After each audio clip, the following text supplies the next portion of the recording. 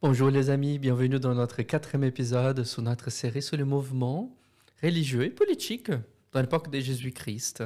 On vient de finir sur ce qui s'est passé chez les Maccabées vers 167-65 avant Jésus-Christ et comment ça a engendré les mouvements pharisiens. De toute façon, par nécessité.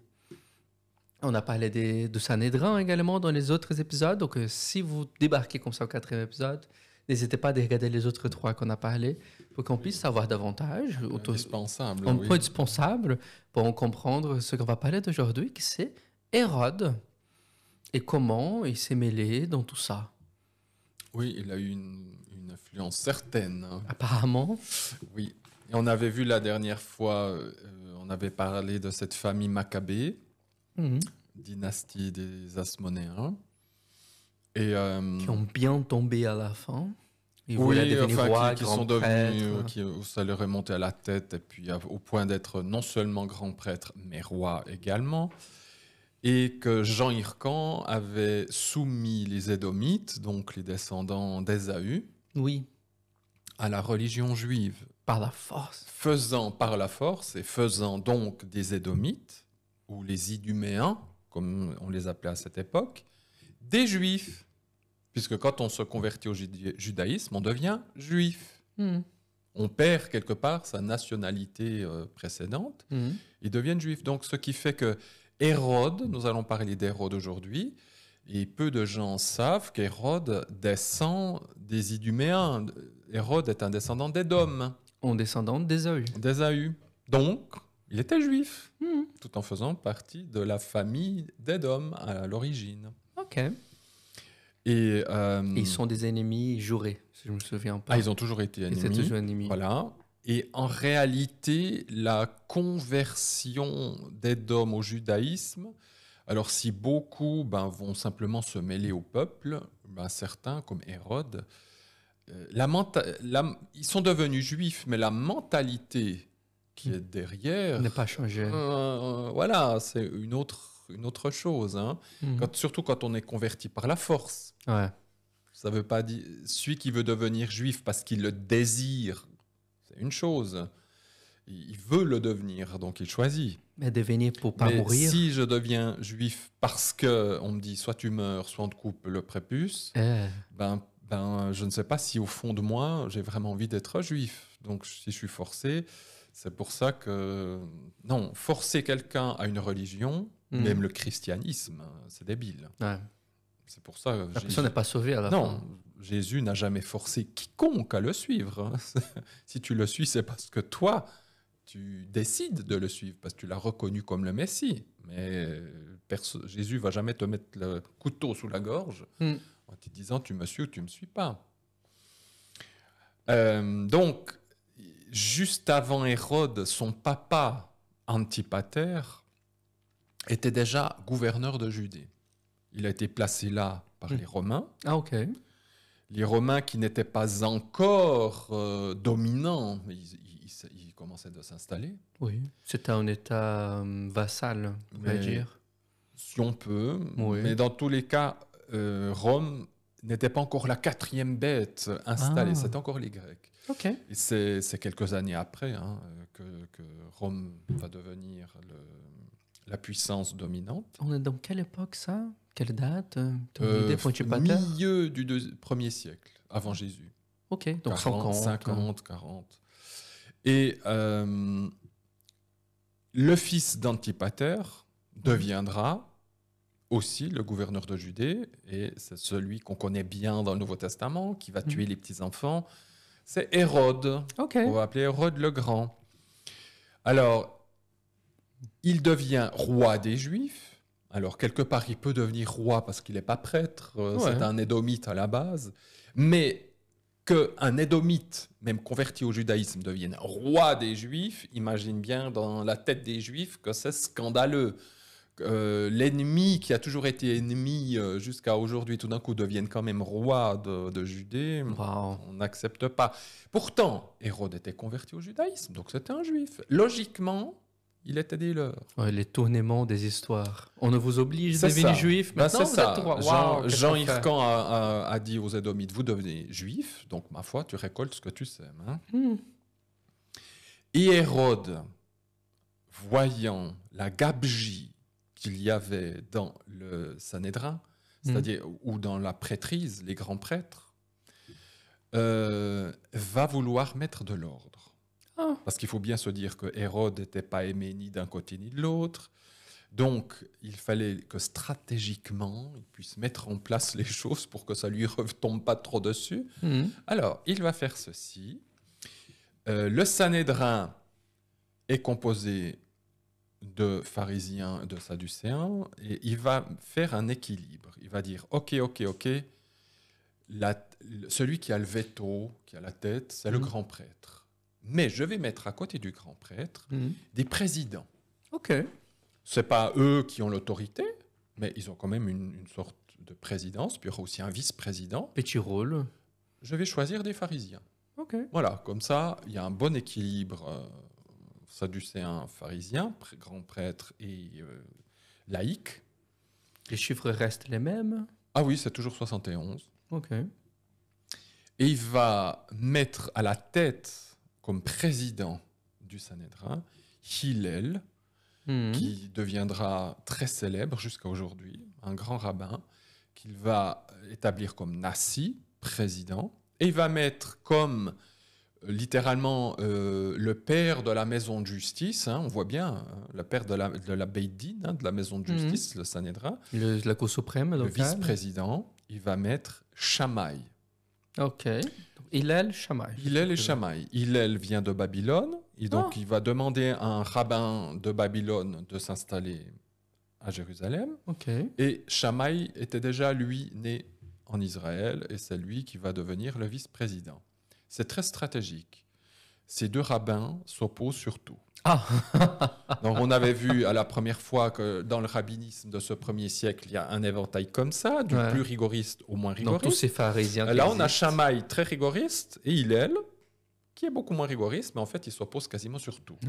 Bon, ça fait équilibre dans un Alors, parlement, si on pourrait dire. Oui, c'est ça. Donc on doit parler de toutes les sens. Comme ça, on avait un peu de... On avait les Sadducéens qui croyaient en rien du tout. On avait, on verra, hein, Sadducéens croyaient en rien, même si c'était les prêtres du temple. On a quelqu'un qui est très rigoriste et puis quelqu'un sur la Torah qui est, je ne veux pas dire large, qui permet tout, hein, c'est pas ça, mais qui est beaucoup plus tolérant dans l'interprétation de la Torah. Vers l'amour. C'est beaucoup plus tourné vers l'amour, alors que Shammai, c'est la loi. La loi dit, c'est la loi. OK. Et voilà, donc, alors ce n'est pas forcément une mauvaise idée. Il n'a pas une mauvaise idée. On peut dire, Hérode n'a pas fait que des bêtises et des débilités. Hein. C'était un fou, ça c'est vrai. Mais les fous ont quand même des fois des idées un peu plus lumineuses. Je parle juste de Hillel et de Shammai. Hein. Hillel est mort en 10 de notre ère. Ce qui fait que Jésus l'a certainement rencontré. Parce que Jésus, dans son enfance, est allé Jésus au avait temple. une quinzaine d'années hein, quand Hillel est décédé. Il n'y en a pas une histoire que Jésus-Christ est allé enseigner au temple quand il était petit? Oui, mais au temple, il n'y avait pas beaucoup de pharisiens. OK. Hein, c'est les sadducéens au temple. Et les pharisiens sont dans les synagogues. Donc il n'allait pas voir ni Hillel ni Shammai. C'est pas eux c'est les sadducéens, les prêtres. Alors c'est vrai qu'il allait quand même au temple. Ça veut dire qu'il disait quand même des choses. Mais ils ont la Torah. Hein. Ils étaient stupéfaits. Oui, ça c'est sûr. Et puis il y a Shammai, lui, il est mort à peu près à la même époque que Jésus. Donc Shammai, alors le Nouveau Testament ne nous parle pas du tout de ces deux personnes. Oui. Il est certain que Jésus a certainement rencontré Monsieur Shammai. C'est pas possible. C'est pas énorme, hein, Jérusalem. Hein.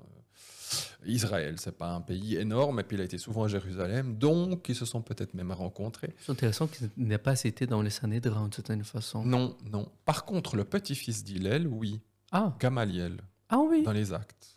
Oui. Gamaliel, c'est le petit-fils d'Hillel. C'est lui qui a un peu pris la parole dans les Sanhédrins. Oui, et qui a aussi dit, écoutez, si ces apôtres, ils ils agissent au nom de Dieu, Ah, c'est ben, aux c'est peut-être actes. mieux de les laisser. Et puis si c'est pas au nom de Dieu, ça va déjà Tu vas s'étouffer mourir. tout seul. Donc, là, on voit plus Hillel, hein, dans le sens beaucoup moins agressif. Hmm. Shammai était beaucoup plus agressif. Il n'aurait pas dit la même chose, certainement. Hillel est surnommé aussi restaurateur de la Torah, parce que c'est lui qui va marquer très profondément le judaïsme, le rabbinisme, au niveau théologique. Je Ok. crois qu'on a déjà fait, où il y aura, moi je me souviens plus, Hmm. les trois règles principales. On pourrait les rappeler en tout cas. Les règles, vous avez la règle de kadocher le texte, Hmm.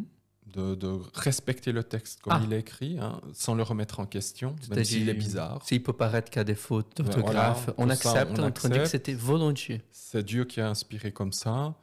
La règle de tendresse-détresse, Ah. c'est-à-dire que peut-être on peut voir Dieu méchant dans certains passages, mais c'est moi qui le vois comme ça. Hmm. C'est pas si Dieu semble méchant dans certains endroits, c'est parce que il est obligé de faire comme ça. Hmm. Mais Dieu n'est pas méchant. Il désire pas la mort de l'homme. Mais si parfois il agit de telle manière qu'il me semble qu'il est méchant, c'est parce que j'ai pas bien compris l'intention de Dieu. Hmm. Et puis après, il y a encore la troisième règle, c'est la règle que la Bible est écrite, tout est cohérent dans la Bible.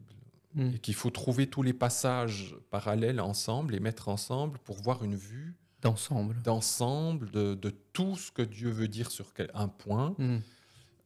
Quelle idée, donc quelle logique dans tous les traits. Voilà, il y a une logique dans tout ce qui est écrit et que les passages qui semblent contraires, il faut les mettre ensemble pour voir qu'est-ce que Dieu dit. Parce qu'il y a beaucoup de passages qui disent le contraire, hein, quand même. Ça paraît des belles méthodologies. Donc voilà, donc c'est cette méthodologie-là qu'il a amenée et qui est respectée jusqu'à aujourd'hui. Ah. Ah oui. Et c'est aussi lui, grâce à ses principes d'exégèse, alors nous on dit exégèse, eux ils vont jamais dire ça comme ça, Hmm. mais c'est la manière d'interpréter, où il va convaincre, les dernières fois on avait parlé, que les pharisiens avaient introduit beaucoup de symboles Ah. et de rites Oui. pour le temple. Hein. Les prêtres, eux, sont basés sur la Torah. On fait les sacrifices comme ça. Ils vont faire le plus simple Ils vont possible. faire comme aussi. c'est écrit. Parce qu'ils vont faire d'autres choses de corruption à côté aussi. Donc il faut faire Oui. le plus simple qui existe. Normalement, ça ne doit pas être trop mêlé. Hein. C'est- Mais ils font... Là, Moïse a dit, on fait comme ça, on fait comme ça. Et les pharisiens vont dire, oui, mais ajoutez ce symbole, mettez ce psaume pendant que vous faites ça, descendez à la piscine de Siloé lorsque vous faites Soukot, etc. Ils vont ajouter des tonnes de symbolisme. Et jusque-là, les pharisiens, les sadducéens ont été obligés de le faire par crainte. Hein, comme j'avais dit la première fois, ils ont peur, donc ils le font à contre-cœur. Hmm. Mais Hillel a réussi à convaincre les sadducéens par l'exégèse, Ah. en disant, regardez, la Torah, elle dit ça, la Bible, elle dit ça, elle dit ça, elle dit ça. Donc, c'est pas arbitraire si mes ancêtres On ont fait ça. demandé que vous fassiez ce geste, vous introduisiez ce symbole, et ça avait calmé les sadducéens. Ah. Ouais, par l'amour, on fait pas mal des choses. Oui, donc Hillel est quelqu'un qui a beaucoup amené la paix, la concorde. C'est quelqu'un qui était très respecté jusqu'à aujourd'hui, hein, Hmm. plus que Shammai. Hein. Ah. Hillel, c'est un grand théologien parmi les rabbins. Et il est beaucoup plus dans la mentalité, on pourrait dire, du côté de Jésus, Ouais, mais pas pour tout. Par exemple, vas-y. dans la Torah, il est dit, si ton épouse a commis un acte où tu as honte de ton épouse, tu peux demander le divorce. Hmm. Alors, sous le mot honte, on ne sait pas trop ce que ça veut dire. Ok. Shammai va être très rigoureux. Il va dire la honte de l'adultère. C'est tout. Ouais. En cas d'adultère, tu peux divorcer. Ça, c'est Shammai. Hillel va dire, peut-être que ton épouse a cramé le repas. Non, voici à cause dont Elle a cramé le repas et les invités sont un peu, attends, c'est quoi cette nana que t'as qui crame le repas, etc. Et Hillel dit, dans ce cas-là, c'est une honte pour le mari, donc il pourrait demander divorce. Donc on voit que Hillel est beaucoup plus, on va dire, large sur certaines choses, alors que Shammai dit, ah non, non, non, non, elle peut cramer le repas, mais c'est quand même pas une cause de divorce. Oui. Voilà, il faut bien se dire qu'on est dans une mentalité orientale, hein, l'honneur, etc. Oui. Donc, Tu seras plutôt de la poésie de ta femme, de la honte que vous avez passée ensemble, pas de la rejeter de la maison. Voilà, donc, donc pour Hillel, voyez, donc là Jésus est plutôt du côté de Shammai, puisqu'il dit c'est seulement en cas d'adultère que tu peux divorcer.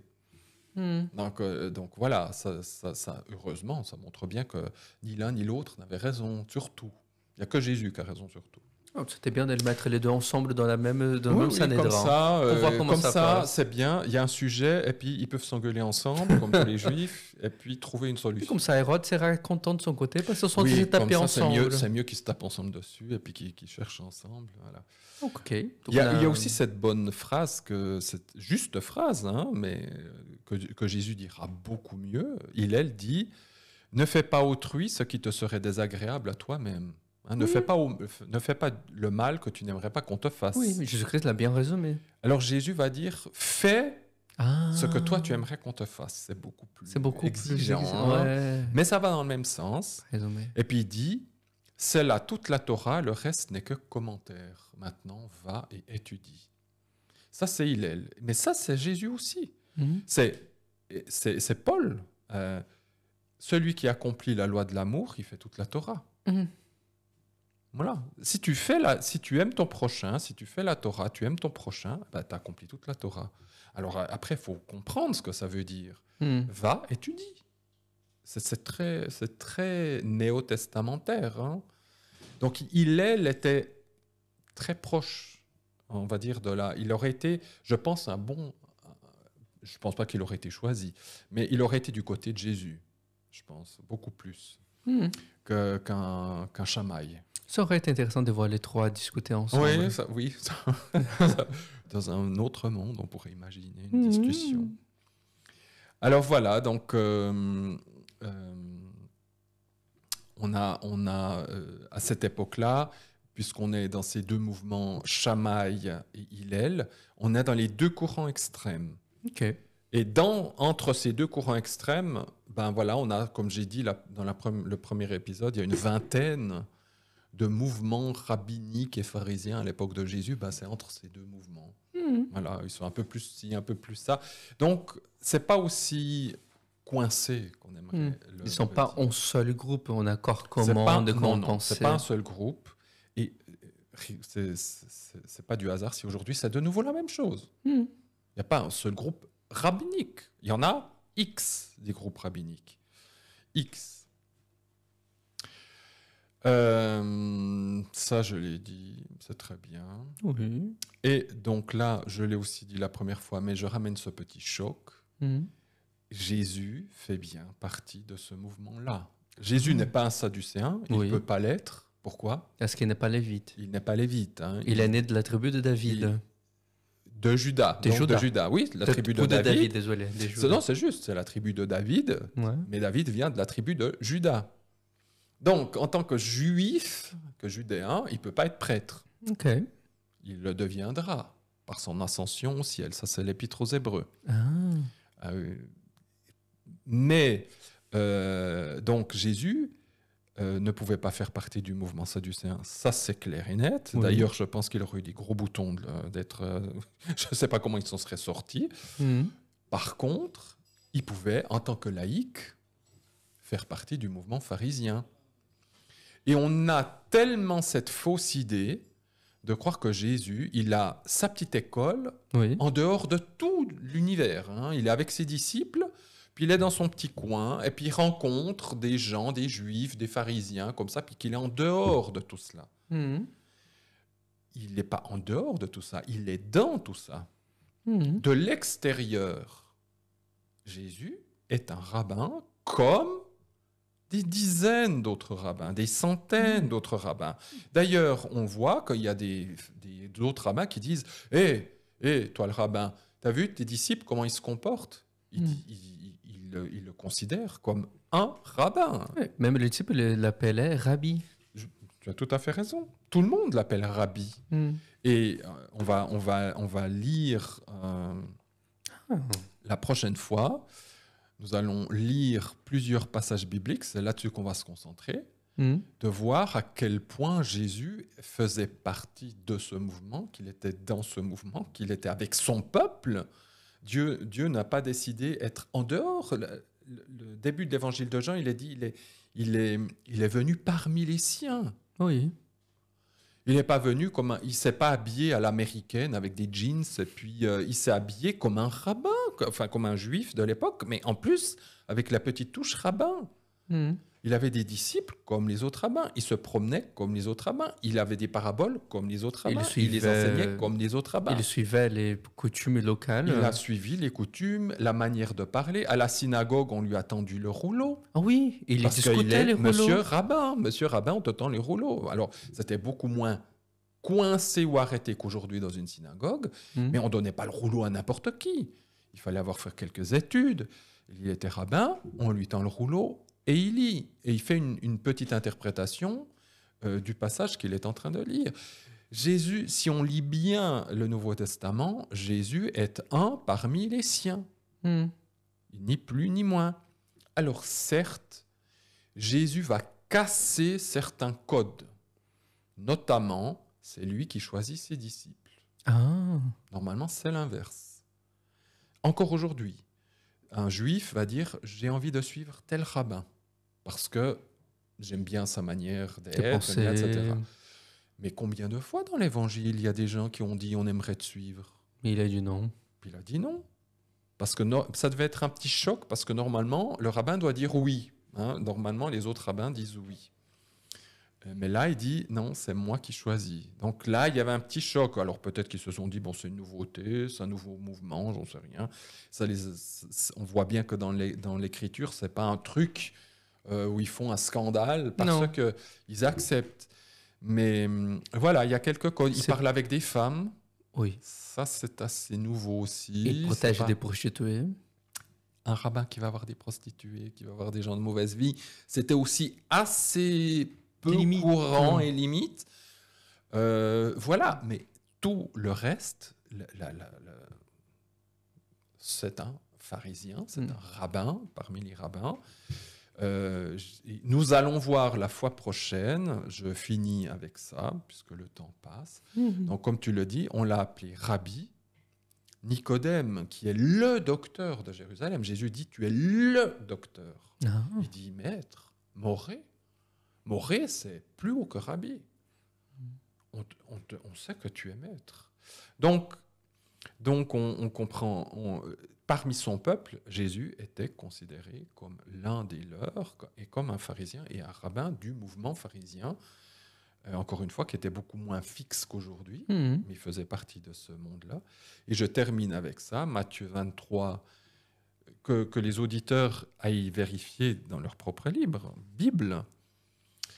On connaît Matthieu 23 parce qu'on dit « Ah, c'est là qu'il lance les 7 malheurs contre les pharisiens. Pharisiens hypocrites, etc. Quand il dit pas malheur, il dit « oi », ce qui est un cri de détresse. Quelqu'un qui est triste. C'est quelqu'un qui est très triste de voir ses amis partir dans le mauvais chemin, si on peut résumer comme ça. Mais il dit quoi dans les premiers versets? Les pharisiens siègent dans la chair de Moïse. Les pharisiens Jésus est en train de dire que les pharisiens sont les successeurs dans l'interprétation et l'étude de la Torah de Moïse. Il dit « Faites tout ce qu'ils vous diront ».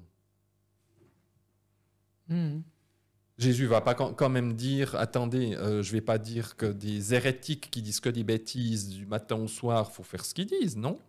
Il dirait « Éloignez-vous d'eux, ne les écoutez jamais. » Il dit « Faites tout ce qu'ils diront, mais ne faites pas comme ils font. » Parce qu'ils ne peuvent pas pratiquer ce qu'ils enseignent puisqu'ils n'ont pas le changement intérieur de l'esprit. Mais ils disent ce qu'ils enseignent, vous pouvez écouter ce qu'ils enseignent. Ce n'est pas dénué de sens et de justesse.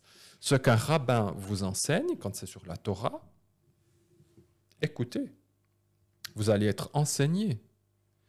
C'est ce que vont même dire les pharisiens, les apôtres, en Acte 15, à la fin de ce qu'on appelle le Concile de Jérusalem, que là aussi les auditeurs aillent lire, on voit les apôtres réunis à Jérusalem. Est-ce que les païens, on doit les circoncire ou pas quand ils rentrent dans l'église? Ils diront non.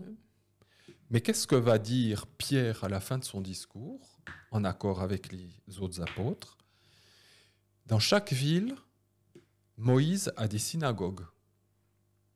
Eh bien, qu'ils y aillent pour écouter la Torah. Donc, les apôtres n'ont pas été à l'encontre des paroles de Jésus. Ils disent, dans chaque ville, il y a des synagogues. Que les païens aillent écouter les rabbins, parce qu'ils vont être enseignés de la Torah. Et une fois qu'ils sont enseignés de la Torah, nous, les apôtres, on peut les enseigner sur la Nouvelle Alliance.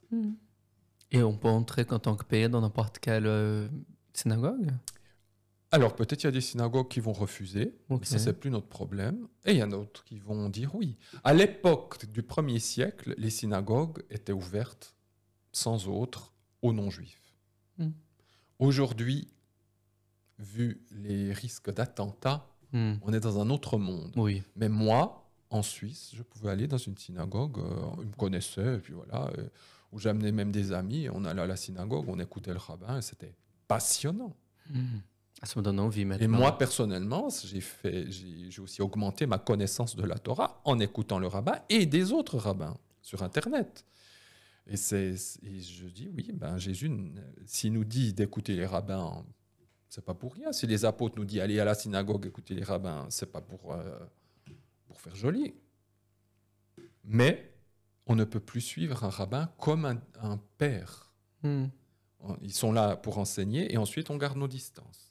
Voilà. Il faut avoir un bon... C'est Jésus, notre Père, c'est lui notre rabbin, notre grand rabbin avec un grand R, c'est notre Père, c'est notre guide, c'est notre voie, c'est le chemin. Il n'y en a pas d'autre. Mais ça ne veut pas dire qu'on ne peut pas écouter ceux qui ont reçu l'héritage de la parole et qui peuvent nous enseigner sur les choses de la Torah. Amen, mon ami. Quelle beauté. C'est fascinant, à chaque fois. Merci pour nous avoir suivis. Aujourd'hui, on a finalement fini de parler des rois, de toute cette beauté du mouvement pharisien de cette époque. Et on a vu que Jésus-Christ était un pharisien, finalement. Oui, il faisait partie de ce mouvement. Donc, on va continuer dans les prochains épisodes pour découvrir encore l'autre côté, qui c'est les Sadducéens. Nous allons encore lire quelques versets bibliques sur les pharisiens. Ok. Et puis après, on fera le mouvement sadducéen. Donc il y a encore des choses à explorer. Les Sadducéens. C'est rapide? C'est plus rapide parce que on doit dire qu'on en a déjà bien parlé. Ouais. Et puis après, il n'y a pas beaucoup de choses à dire. Donc heureusement qu'il y a encore des choses à pouvoir creuser. Donc hâte de vous voir dans le prochain épisode sur ça. Et merci pour nous avoir suivis jusqu'à présent. Si vous avez des questions, mettez en commentaire également. Ou même n'importe quel commentaire pour dire comment vous avez aimé, qu'est-ce que vous en pensez. N'oubliez pas de donner un pouce pour la vidéo et la sonnette si vous avez oublié. Et de s'inscrire à la chaîne si vous avez bien aimé. Et à la prochaine. À la prochaine.